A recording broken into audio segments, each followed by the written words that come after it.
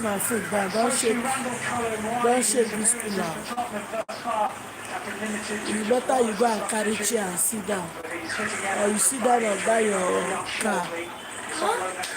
Use that car to sit down so that you be comfortable. That how you use that your car to sit down. Use that your car to sit.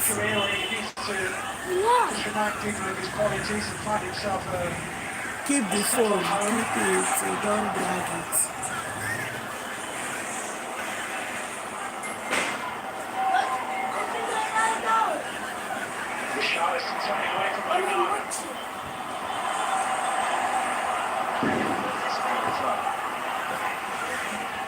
Take it to the group.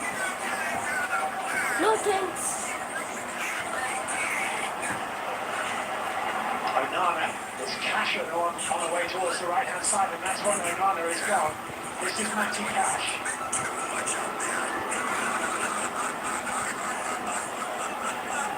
Buendia made the run, probably made it too soon. Didn't reach him anyway.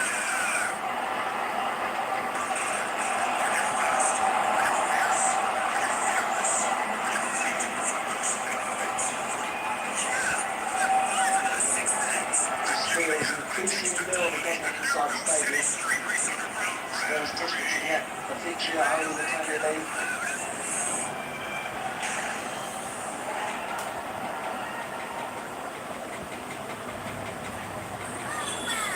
That'll be a Tottenham throw, just flicked off Watkins.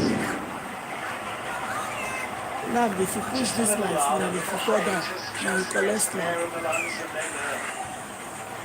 Big push for the last 15 minutes. Two coaches have been improved, right? They both said it'd be close, it'd be a tight affair. Rodrigo Bentancur's forward ball. This is chasing Pau Torres. Ross Barkley's going to be coming on for Aston Villa, as well as the double Spurs change. Martinez, Torres. Rodgers couldn't control it. Simons quickly to Younes. Younes passed well down a little bit too long. Rodgers, Lucadine. Emiliano Buendia. Tidy little turn and a decent ball. And Ollie Watkins sees it float over his right shoulder. And he sees McGinn arrive towards his left shoulder. And Jed Spence wrestles for the ball. And Camara arrives for Villa.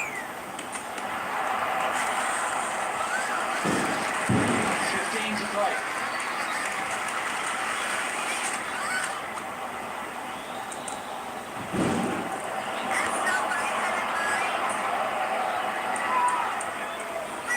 Three in the box for Villa. Cash.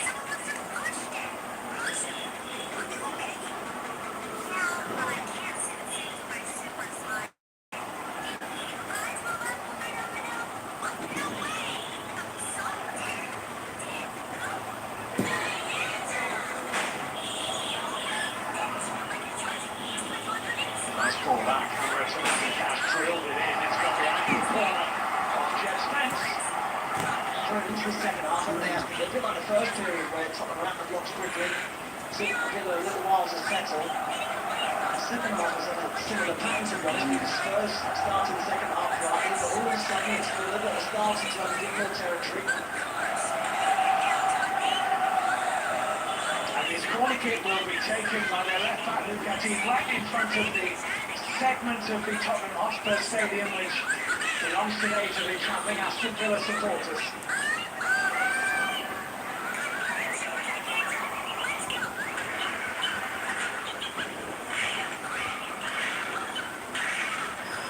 Villa corner, Lucati. Bentancur for Tottenham. Giampaglia away, Oliver chasing this. That's a great ball if it reaches Lucati from Cash. What a take that is from Lucati. Buendia for Aston Villa. Buendia! Oh, that's brilliant! Emiliano Buendia for Aston Villa! That is a fantastic goal! Its inception from start to finish!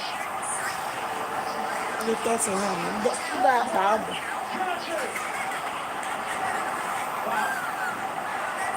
It was a stunner from Morgan Lutchers that got Villa level. This is just as good. And it all stems really from Matty Cash. John McGinn's saying, go back to your goalkeeper. He heads the ball to Matty Cash, says go back to Emi Martinez, he's having none of it. He hits that first time ball out to Luke Gill. What a touch! And Buendia picks that up. He assesses his options. An extra touch allows him to come inside and get the space to get a shot away. And then he curls it into that far corner brilliantly. That is a top-class goal from Aston Villa. Brilliant from Buendia. What a goal! Such precision. One or two Tottenham players maybe saving Morgan Rogers was in an offside position, impeding the view of Vicario as the Buendia shot came in, but the goal stands. It's been checked by Paul Tierney. Unai Emery dancing and celebrating and almost somersaulting down the touchline because Villa are in front.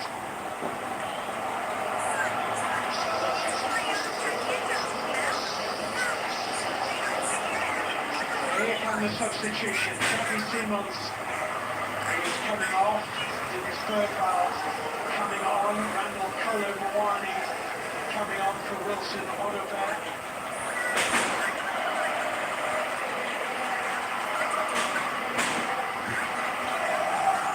They need him to have an impact. Fresh energy and legs from Bergkamp as well. Stunned. Tottenham Hotspur Stadium. Absolutely stunned. It's the away end that you can hear.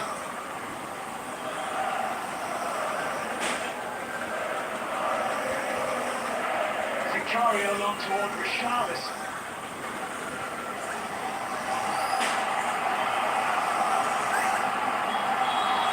A little over 10 minutes to play.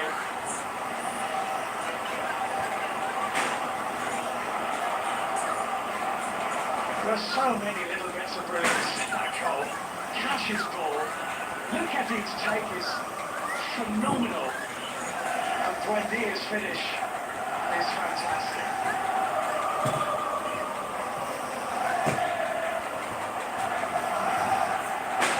But here comes Danso with another Tottenham long throw in. The ball is dry and the ball is clean and he whips it in. And up goes Onana. That's a good header. McGuinness found Ollie Watkins. Watkins found Chao Panini taking the ball away from him. Pedro Toro whipped it. That's dangerous. Very good for that.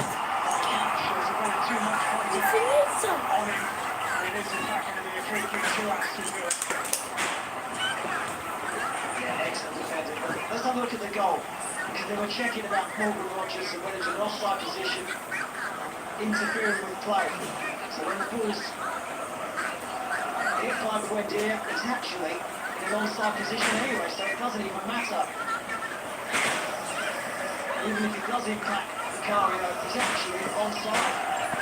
No way the goalkeeper's getting there anyway. Danso on the ground was playing Morgan Rogers offside, so utterly immaterial. Tottenham on the issue. Martin and Ross Barkley are now waiting to come on for Aston Villa. Barkley's been waiting for some time now. Bergkamp running out of ditch. Villa have a throw. Onana is down.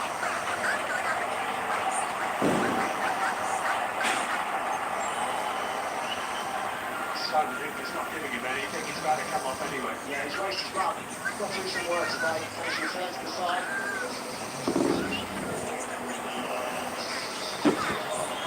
So Onana is a straight positional swap, as is Marston for Luca Dean.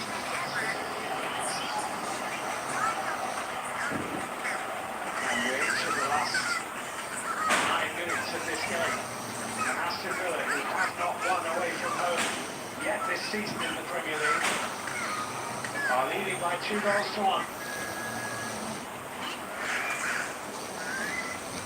Matthew Lizzie, the game, that taken off, made that point to Unai Emery. I think he's got a little word. His fullback's here. Pedro Porro's got that holding his face here.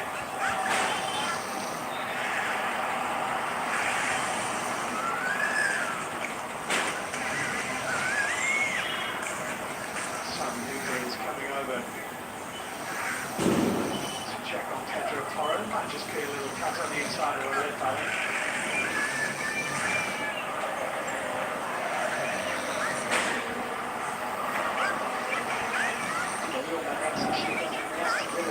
Such a slow start, such a poor start to the season. One of the last four all competitions coming into this one and on the verge of making it 5 in a row. You kind of called that for the goal, Matt. You said that they were just coming back into it as they had in the first half. Spurs will be enormously frustrated if they lose this game. I think they'd be pretty frustrated not to win it. Watkins down the middle, can't reach that quite. That's unlucky. Ollie Watkins just drops short, sets that spacing behind him. Jim Larson. Freshets is trying to keep Kunis away from goal. Kunis just swanning from Larson here. Has to settle for Torrey.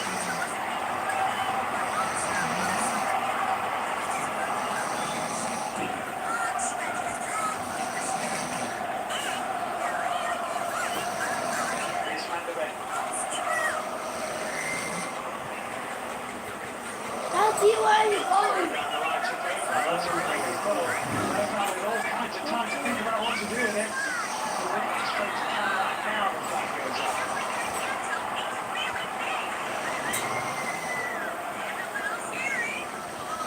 Spurs going to make more changes here.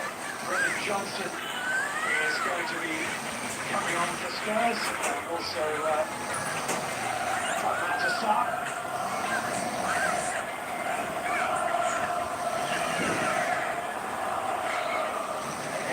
To try and retrieve something from this game. Not before this goal kick is taken by Emiliano Martinez.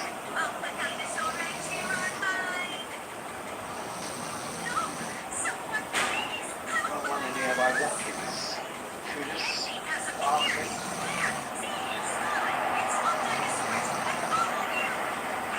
Oh well, Cameron midfield for Aston Villa tonight. Here come the Tottenham changes. Jed Spence is going to make way. Mohamed Kudus is reading the instructions. Rodrigo Bentancur is the other change. So Pat Sarr for Bentancur, Johnson for Spence. Thomas Frank indicating back three.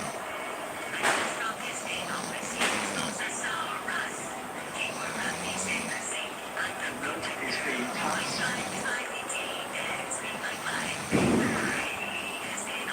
By Eaton. So Villa can't see what's going to happen. Colin Wiley is going to play it off Richarlison. This is John McGinn. Last 5 minutes, John McGinn. In a corner. Anticipated in a rush here, John McGinn. Using all his experience. It does look like the back three for something. Brendan Johnson as a left wing back, Judas as a right wing back. Two up top, Colin Wiley and Richarlison.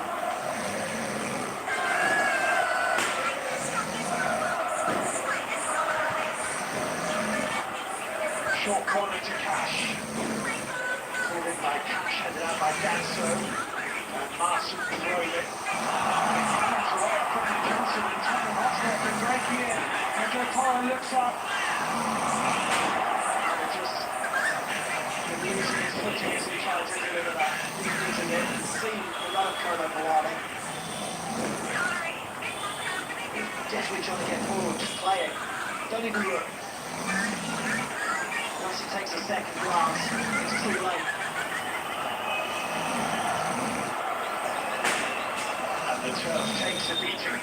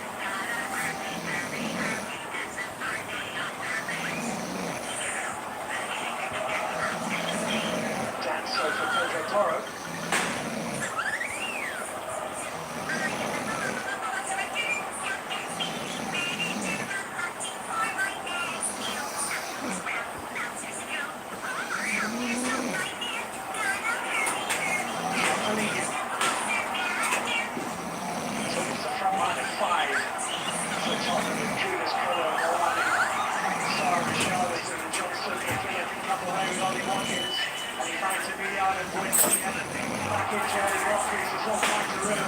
Watkins, Rastenberg. Richarlison back to try and keep it away from McGinn. That is a free kick. Yeah. First half from John McGinn again, he knew exactly what he was doing. 100 seconds and then added time.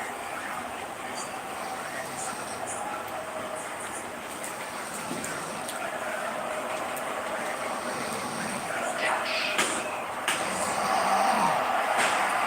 His pressure has forced him home. Still plenty of time for Spurs.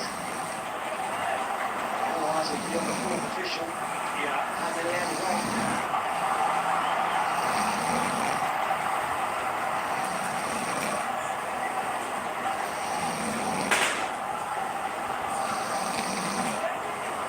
Glaring opportunity for sponsorship being missed on those towels. In goes to Dan Soto. And then Gibby headed it on. Morgan Rogers has it. And he's off and running, and there's a pass on to Buendia. There's another pass down the middle which nearly trapped Ross Barkley. Kudus. quite happy in the second half of Mohamed Kudus.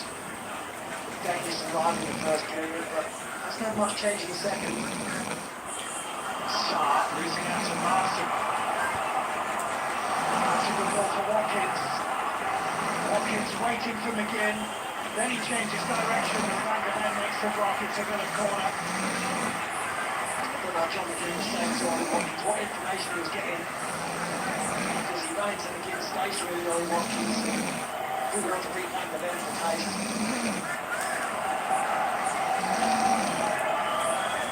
7.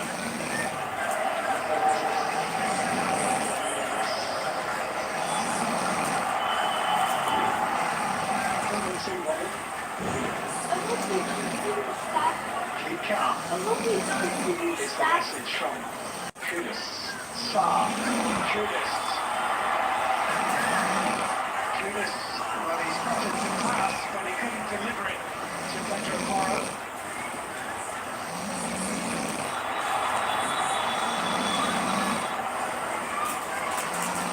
Surely Naomi wants Cal Torres making the run straight to the middle. Centre forward position.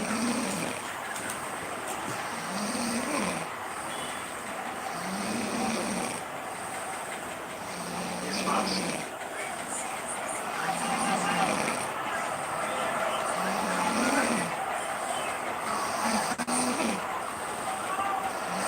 Buendia. Rogers.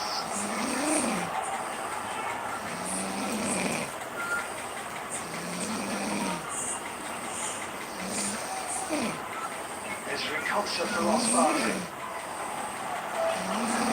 There's a clear and present danger of slicing away through the Tottenham back line on the counter-attack here. Buendia into Watkins. That goes up. He'll play on.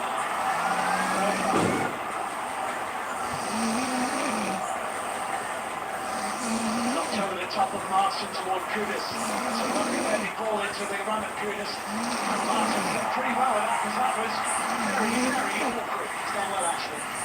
That extra bit of pace. It's quicker than we could be. Sticking like the Jews with that ball over the top.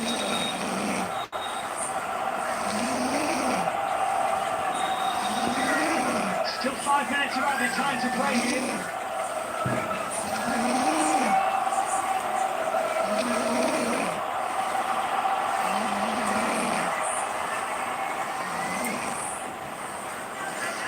Corner is deep, headed back across goal by Joe Polina. Richarlison completely missed by Colin Moani. Morgan Rogers to Martinez. Colin Moani took a massive swipe at that and made no contact at all. Chance. Real chance. Really nasty ball. Gets the horribly wrong. Taking a bit of pressure, but still should do better.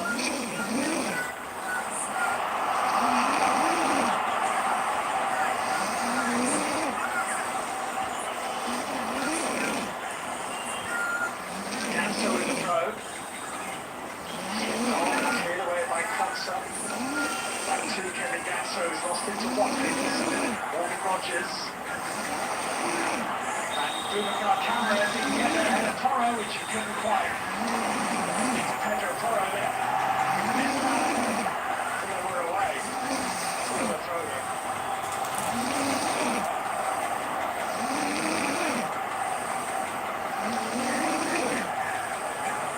Started so well for Tottenham. Goal ahead inside 5 minutes.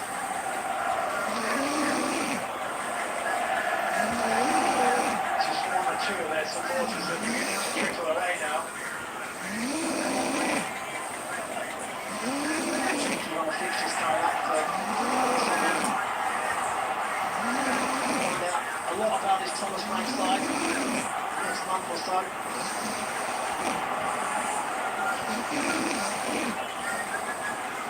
3 minutes. Between Unai Emery and 3 points. Johnson with a header off. To the throw.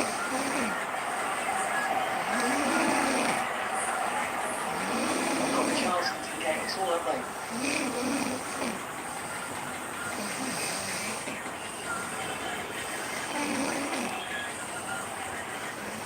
It's back to catch for Aston Villa.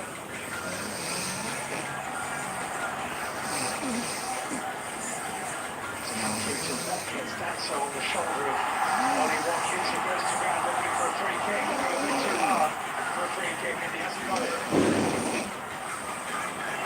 Pedro Porro, Kudus. Kudus with the ball in. Good header. And the chance is lifted over the top of the bar by Brennan Johnson. Just had to take a step back and get over it. Well, Scottish time they've had 2 good chances. Tottenham snatched them both. With first Cardio and Moani and now Brennan Johnson. 6 time they really lasted for them. Good defend again. That's Cash at the far post. He's only by Brennan Johnson. His first touch is pretty good. Horribly wrong, just snatches it instead.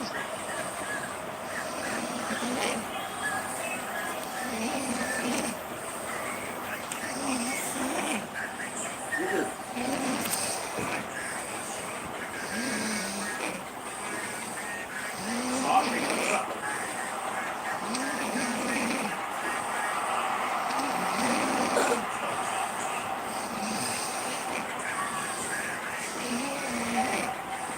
Pedro Porro. Brendan Johnson. Johnson's ball in, looks good. Really good defending by Martin. I really had Kudus with that.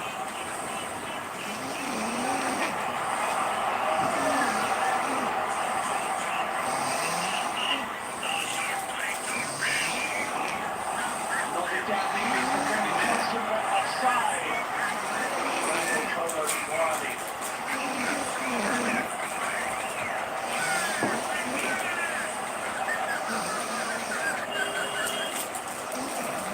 Hands on him. See the food. Shake their head. And the Tottenham Hotspur Stadium is beginning to empty.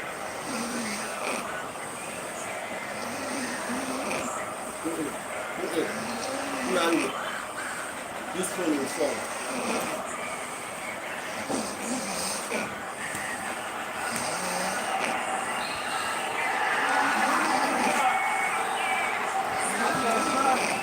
Premier League away winner for the season. Unai Emery will be absolutely delighted with that. High quality Villa goals. The winner from Buendia, a peach. The equaliser from Rodgers, a rafter. That after Rodrigo Bentancur and put Tottenham in front early on. Spurs will wonder how they lost this, but they have. Spurs 1, Villa 2. Yes, the second defeat of the Thomas Frank for Tottenham and a 5th win in a row in all competitions for Aston Villa, which is absolutely huge. Particularly by Brian being a goal down inside 5 minutes. Yes, that's a result for them. They're a bit disappointed, you know, with the results coming to at home and that's it. To go ahead like they did, couldn't really ask for much more. And credit to Villa though.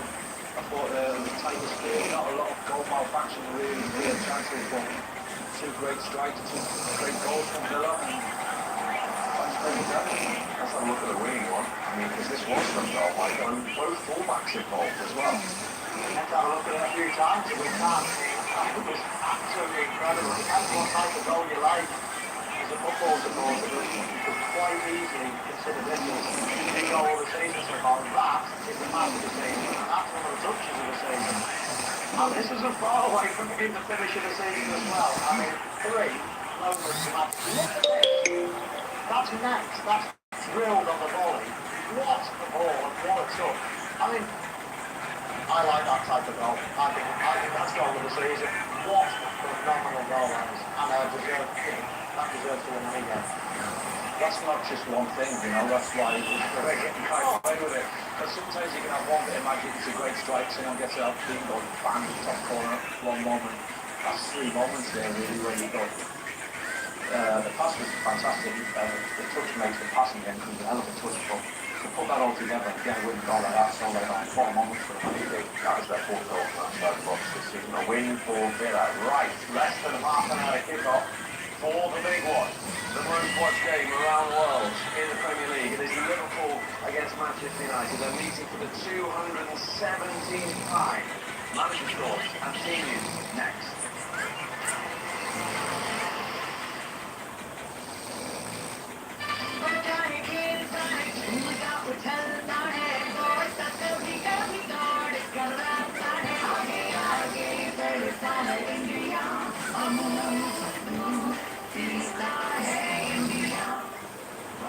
Australia मतलब aggressive bowling. And stretching. He's really had Demon Deputy a stretch cancellation. Oh, there! Right, roll! Step back.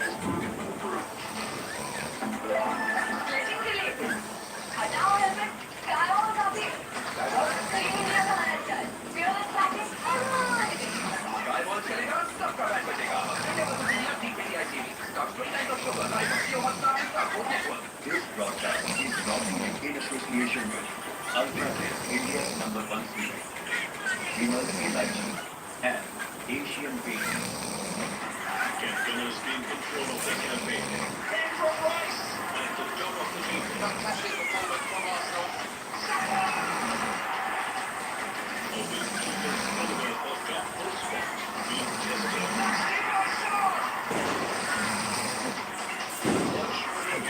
Arsenal versus Crystal Palace. Live. Only on G1 Star Sports Network. Premier League Live is presented by Amul, the taste of India.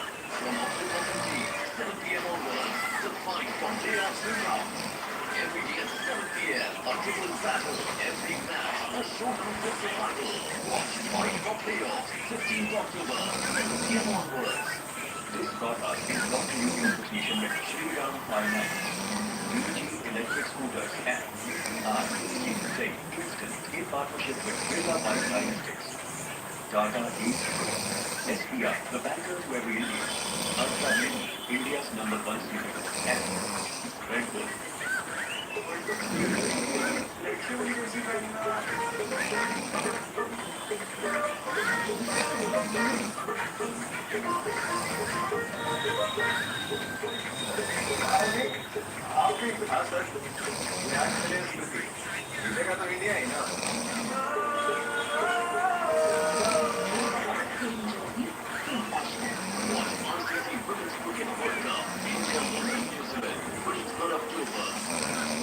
This broadcast is represented by Google Pay, Something, and Aramco, co-powered by SBI, the bankers who have been in association with IGI, Trust Certified. Looks like team getting going. Tough contest ahead. Yeah, I don't call out the qualifiers. Just last minute. Yeah. Home from the Emperor. The banter will be sponsored. The cricket will be fiery. Watch Australia versus India, 2nd of July, 23rd October. This broadcast is brought to you in association with Ultratech, India's #1 series, Vimal Elachi, and Asian Paints. After a good game of football on the pitch, a true Manu, the grand Premier League game is fine. And a good old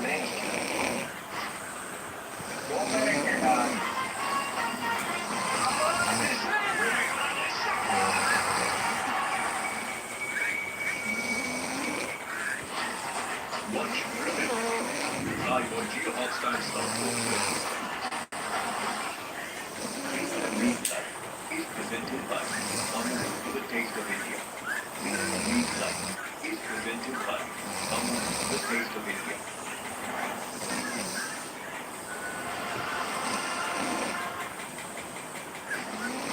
Liverpool getting ready for the game of their season against Manchester United. Remember, Liverpool need to avoid 4 consecutive defeats in all competitions. Manchester United at Anfield, where they haven't won since 2016. They have drawn on each of their last 2 visits, and of course, yet again, trying to win back-to-back Premier League games under Ruben Amorim for the first time. So the team news, and Ruben Amorim has made a couple of changes to the team that beat Sunderland. In from Harry Maguire into the fence, and Matheus Cunha Lloris off to the bench, and so too the £74 million striker Benjamin Sesko. He is only a substitute. Casemiro, despite playing 2 games in the international break in Brazil, does start. Garte is a substitute, and Lammers plays his 2nd game in goal for United as well. Liverpool are unchanged from the side that lost at Chelsea, and that means that Gravenberch and Canate are both fit. It means as well that Beard and Ekitike, a combined cost could be £195 million of both Liverpool signings.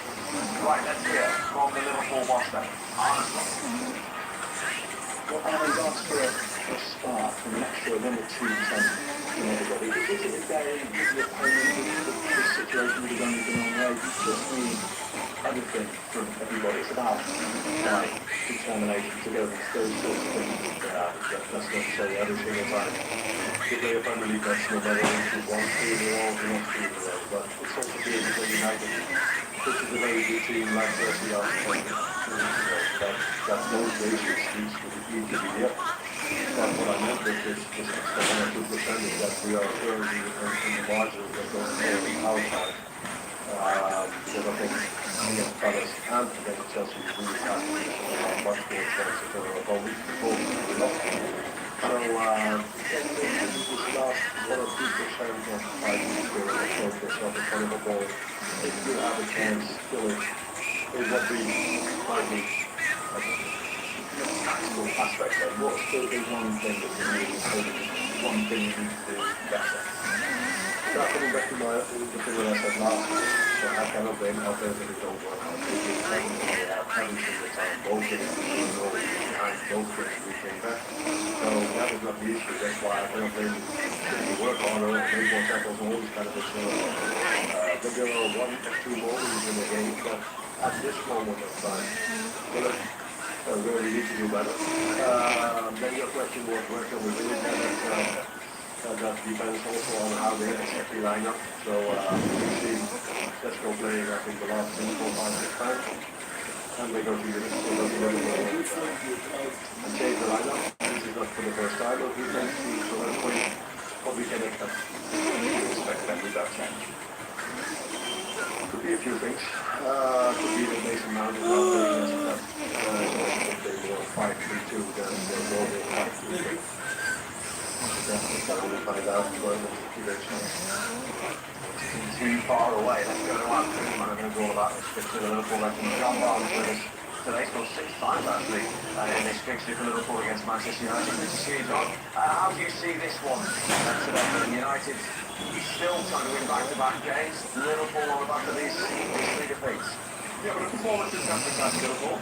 You really don't know which Manchester United is going to front about the problem. If they play the way they played against Manchester in the top final, where they say you're going to have 70% possession, we're going to defend on your Garbas, catch on the counter-attack, it may be a game, but if they play an open game against Liverpool, I don't think they'll get anything from it. This is a much better balanced Liverpool team. You can Mertens and Ekitike on the bench. Obviously, when we made all these signings, we thought put them all in the team, and the solution to our problems is putting all the best players on the bench. This is a much better balanced team. The goal to see against Bournemouth, when we lost ball in there from our box and they ran straight to go backward and scored, showed that the transition, but we lost the ball. There's so many attacking players, meant that the balance wasn't right. This is a much better balanced team now, so I'm expecting Liverpool to put in a good performance. And in terms of that balance on the team, if you look at the bench, there's always real options now, isn't there? And nearly 200 million for 2 players is done. So therefore, the solution to our problem, and we weren't really comfortable in the last year with no signings, now we've made £300 million signings, everyone forward is going to run away with it. We have lots of attacking players, and you can't get them all 100% at the same time. Not only that, if you look at Spurs, when he was at Leverkusen, everything went through him, everything. So therefore now we have so many great there. He won't have the same impact. Even more, now that he's like a Dike and he's back. So we're going to spread the creativity, spread the goals around. Which doesn't mean that that goal or even virtually gets on the pitch equally as important. But without missing 21 player to dominate, which is one of the most people thought when Burns came or when Isak came or when Ekitike came. John, it's Michael. You just mentioned Mo Salah there. Me and Michael Carey did a little bit of analysis earlier on in this show about where it's going wrong. Do you think there is something going wrong with Mo Salah, or do you think it's just a matter of time before he starts backing the goals again? It's based on the way the team plays. When, for the last 4 years, the team was designed for both to play, for both to score goals, for both to be creative, everything went through him. Once you then get Isak and Ekitike and Burns, everything is not going to go through both. So we have to understand that now everything is going to be for Mo Salah, but if he doesn't score as many goals as he does, or if he's not as impactful as he was in the past, or he's still in a team that wins matches and he's part of that, that's going to be fine.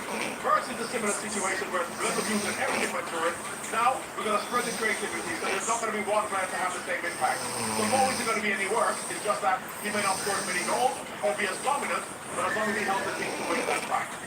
John, it's a lovely concept, but you feel a little bit about the TK. I mean, the start he's had a little more, the goals he scored, that he can't now he's had his big get a start. Absolutely, but of course, then we'll say, well, why did Isak play, or why did Morse play, or why did Burns play? The solution to our problem is having a balance, and it's a good balanced Liverpool team, rather than say, play all superstars in the team, because that for me is not the right way to go.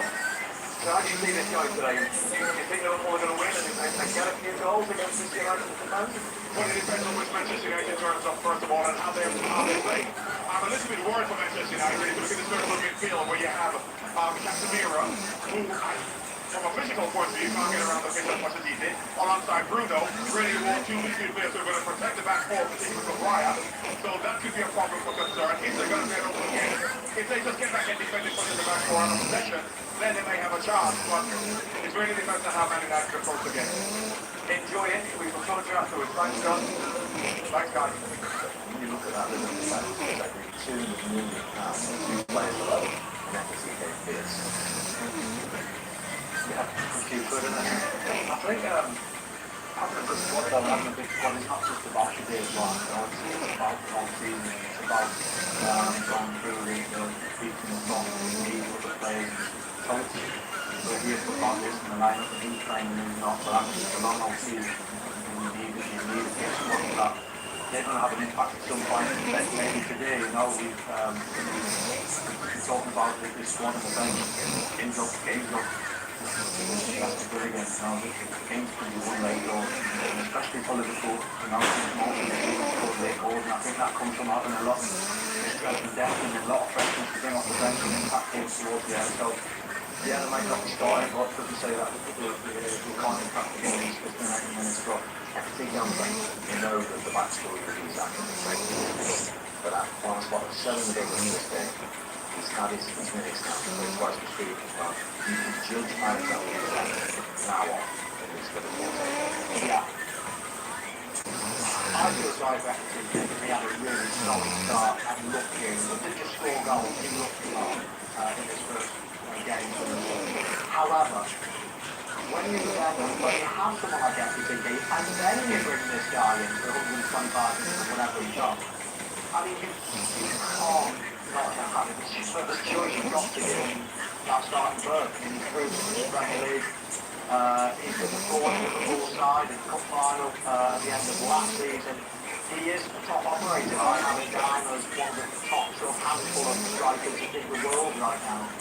And if, we're going to judge him from now on, then fine. I've already judged him, to be honest, over the last year or two. I think he's an exceptional player, and he's going to be the future. Like I said, it's not just about the here and now. These Liverpool signings are for the future. It's just when they can all bed in here and now. This might not be the team, even though I came here today thinking that was going to be the team that started. This might not be the team that ends the season. You know, you'd like to be big players or develop all season. If he's on form, you can't leave him out as well. But at this current moment, I think this is the right team to play against Manchester United. Okay, let's hear from the Manchester United manager who has picked his team, which we'll discuss in a moment. Ewan Hammond. Does this feel like it might be a chance to change the story around the team and club, you can win at Liverpool, which haven't done in a while. You can win away, you can win back to back. All things you've not done for some time. I said the same thing against Brentford. So in our club, the next game is always the most important. Is the game that is going to change the mindset of everyone. So it's one more game. We know the importance of the game. But if we start feeling that one game is more important than the other, I think that's the biggest mistake that we made for a while. But we know, of course, it's a different kind of game that we are ready to. Just talk us through the changes. You're coming into the team with Sesko, I guess, and playing that position in the right into the back. I really don't want to say a lot. Tell us what you can. Before the game, but then everybody has a lot of experience. We have a lot of crosses also. It's more power and possibilities also that is really important nowadays in Premier League. And every time into the team, I think he's one player that we have one characteristic that can help us to push the team forward. I think Konate and Van Dijk like confrontation in the air, so we try to give them different things to try to Aligning had a really sort of calm and commanding debut. How do you think he'll cope this place and maybe the intensity of the rivalry in the stadium? Yeah, it's a different game, but I think he's ready. Everyone is ready. We just need to be really focused on the task, and everyone is ready to play it. Interesting to see today. I think most of the fans expected Ben from Sesko, £74 million budget, to play today. He's got a goal, and he's on the bench. What do you make of that? Yeah, in terms of you said experience, and I think in general he's probably done for that. He's played Anfield before. Pretty much everyone knows, and after the sample that he's spoken before earlier on about actually playing for another team against Liverpool. Anfield was very different to playing for United at Anfield, but nevertheless they were a step closer maybe to that. We'll see, you know, maybe there's a little adaptation, a little change and a little tweak of that front three, and we'll have to see. But I'm not massively surprised. With that. I must ask you, when you were at the pitch, we talked about it in the first hour of the show, that with Ugarte, Casemiro with Bruno, and he's gone with Casemiro again. He started all but one of the Premier League games this season. Yeah, he tends to be the one that, alongside Bruno, that they've gone with, I think. You know, with Mount as well, balancing it off. I think. What about his physicality, his durability, to get through a game? Yeah, I think he's got that nous and experience and knows to put himself clever enough to try and not expose himself too much, and I think that comes as the older you get, and he's not going to chase around, he's not got the energy and the mobility as we all did as you get older, but maybe the big game, the understanding, the composure, that, and a little bit of, he's got that bit of bite and that bit of nastiness, and he's got that streetwise kind of, sometimes it takes him over the edge, but in a game like that, I think you need to play close to the edge today, and he's played enough big in his career that they'll be relying on him a lot today in that middle of the pitch. And you talk about leadership at a place like Anfield. He's not where Harry Maguire is, because of his character, and indeed his height, as Fernando alluded to there, the top four. Yeah, I think the physicality for Harry's an important part of it. In both boxes as well, you know, we talked about he's coming out, he's in the back line, but he's ended up scoring some big goals over a period of time for United at big moments. So you can have a say at either end. I think it'll be interesting, obviously, with the mobility of Harry and De Ligt. You know, that's pretty obvious to see. So it'll be interesting to see Liverpool's front line and how they try and make the most of that and expose that who runs in behind. So no Sesko. Be interesting to see what role Mason Mount has today. We often see when he's fit, he's a favourite of Ruben Amorim. Yeah, absolutely. I mean, I hear Michael, I hear Ruben Amorim saying experience, but also there's a little bit of fear. I mean, going there with a centre forward, when you can thicken up that midfield, let's go back to the piece that Michael did a couple of hours ago, just looking at that midfield. Well, this guy helps. This guy has got the discipline. This guy can run back and actually thicken up that midfield as well and make sure they're not outnumbered.